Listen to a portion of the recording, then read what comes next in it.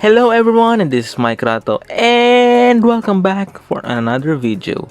And for today, we're going to talk about the Brothers of Destruction, their rivalry, how it started, and how it ended. These two brothers in kayfabe, The Undertaker and Kane, while they work together in their matches, they can be rivals, they can be the best of allies within each other. This actually started in 1996, when Paul Bearer betrayed The Undertaker, thus turning heel. And after that, well, Paul Bearer has a lot of clients, a lot of alliances, they buried The Undertaker, and they did a lot of stuff back then. And then fast forward to 1 year later, well, there's a warning from Paul Bearer to The Undertaker, having his ultimate secret. And his ultimate secret was not revealed until weeks and months. When the secret was revealed, it was Kane himself. Kane, played by Glenn Jacobs, also played a lot of characters before playing the character of Kane. Well, I think it was his last chance in accordance to a lot of websites that this character was his last chance in his pro wrestling career. And when the character debuted in 1997, it was unique. By its own way, he has his own type of entrance. He is silent and deadly. Paul Bearer, who guides Kane in the ring, instructs him of what to do and causes havoc. From 1997 up to 1998, well, they feuded with each other. They had a lot of matches, series of matches, and this actually had the debut of the character and the match, which is Inferno match. Which after this debut of the match, well, the two brothers fought, and they actually had a double turn in 1998. And yeah, after that match, well, The Undertaker debuted his Ministry of Darkness. So after their one-on-one match, well, they kind of had separate feuds in 1998 to 1999. And they kind of had this small rivalry in 1999 with Kane and X-Pac versus The Undertaker and Big Show. And they kind of had one-on-one matches there. And then also in 2000s. Fast forward to 2001, they kind of formed a tag team, which the Brothers of Destruction began their destruction. Kane actually being the same guy who likes fire, and The Undertaker now having this biker persona. After the tag team, well, 2003, they also had actually segment, which Kane buried The Undertaker. Also in the draft in 2002, they also had a mini segment. So after Kane buried The Undertaker, they started a rivalry again, which ended on WrestleMania 20, with Undertaker winning the match and returning as the Phenom after 3 years of having the American Badass gimmick, thus ending the gimmick right there. And then after that, well, Kane and The Undertaker got to their separate ways yet again, and in 2005, well, they teamed up during their feuds with Snitsky and I forget the other guy, Heidenreich. And then after that, well, the actual rumor was it that BOD versus the two at WrestleMania, until plans change and Kane goes into this Money in the Bank ladder match and Undertaker fighting Randy Orton. And then later that year, they also have this mini segment to promote Survivor Series by actually fighting in the ring in their separate brands, Kane as in Raw and The Undertaker in SmackDown. And then in that match, well, The Undertaker also was destroyed by Randy Orton. Fast forward yet again in 2006. Well, I'm not sure if it is 2006 or 2007, but the two actually started to team up again. This time, well, they are both on SmackDown. They had this team up against MVP and Mr. Kennedy, with the two feuding with the respective brothers, MVP with Kane and Mr. Kennedy with The Undertaker. So in that feud also, well, Kane actually returned the Inferno match, and The Undertaker has actually the last ride match with Mr. Kennedy. So in the Inferno match, well, this is the only time that Kane actually won that match. And then, well, after that mini reunion in 2007, they had a lot of tag team matches in later years, but they don't have a lot of that much segments, which the brothers actually had their own rivalries. And then, yeah, fast forward to 2009, the Brothers of Destruction actually has this tag team which they actually fought Jericho. And they, in that match, well, at least there's a remix set again with Kane's theme song and The Undertaker's theme song, just like in 2001. Well, they have this remix set again in 2009. After that time, well, the next time they actually interact is in 2010, and that's the beginning of Rivalry 2.0 or 3.0. In that rivalry with the Brothers of Destruction, actually talking about their past. And before that rivalry, which Kane actually finds The Undertaker in a vegetative state, which we all know that The Undertaker is actually injured in 2010s. While The Undertaker is injured that time, so WWE made something out of that storyline and actually to assist The Undertaker for his nose injury, which I think this actually happened in his match versus Rey Mysterio in 2010.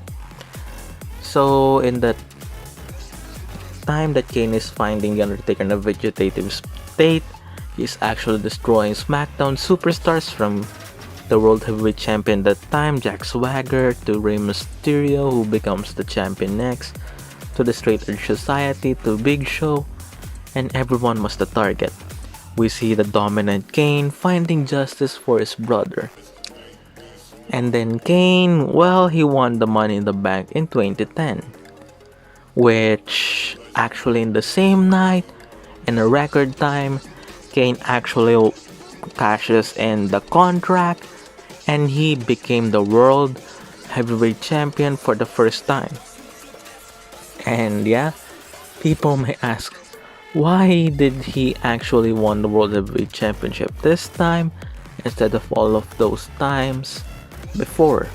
Well, they actually had a planned rivalry right here. I think that's why they pushed the title to Kane.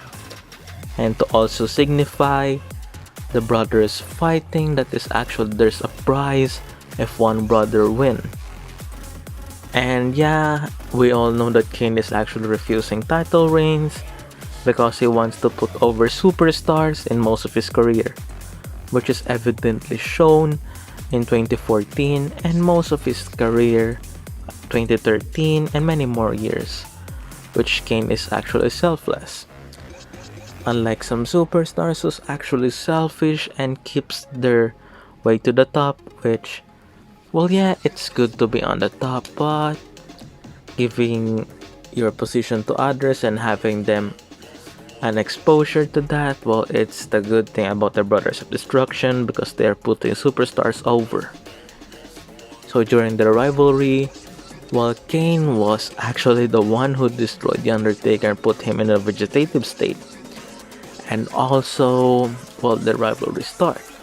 They talk about their past, how Kane attacked The Undertaker, and Kane actually calling The Undertaker weak, and calling himself the demon that time, Devil's favorite demon. And after that, well, Kane and The Undertaker had a lot of segments in 2010 which was actually amazing.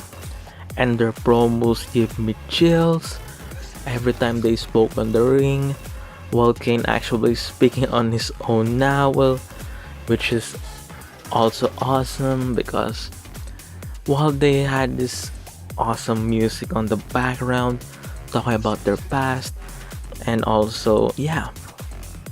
So in the first match, Kane survived the match. The Undertaker dominating most of the match, and then Kane reversing the tombstone, thus giving him the win. And then in the next match, it was Hell in a Cell. Ironically, this was the time that Kane debuted in 1997, the same match. And yeah, Kane defeated The Undertaker with the betrayal of Paul Bearer yet again. Just like in 1996, Paul Bearer betrayed The Undertaker yet again. And we all know that the Undertaker and Paul Bearer had a small time with each other teaming, and Paul Bearer managing The Undertaker. Fast forward to that, the last match, which is Buried Alive. Kane actually burying The Undertaker alive this time. After that match, well, the two actually go into the separate ways. The Undertaker becoming a part-timer, returning every WrestleMania, and Kane still a full-timer, defending his world title and being defeated by Edge at TLC 2010.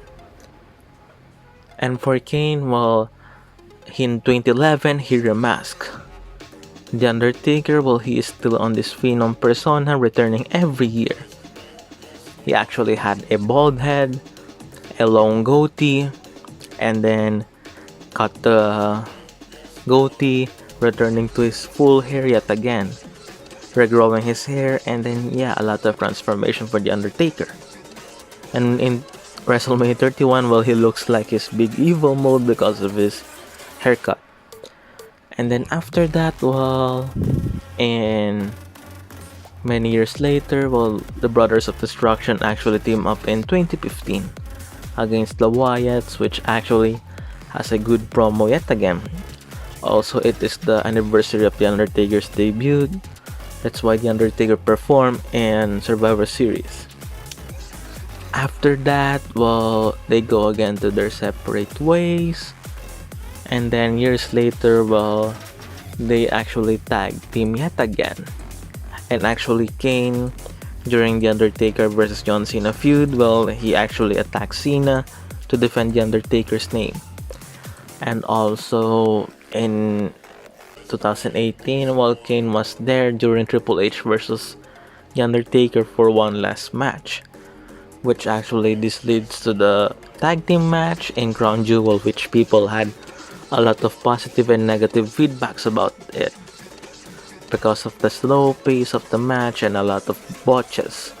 And for the others, well, it is nostalgia, and even though the match is bad, well, at least they are facing with each other.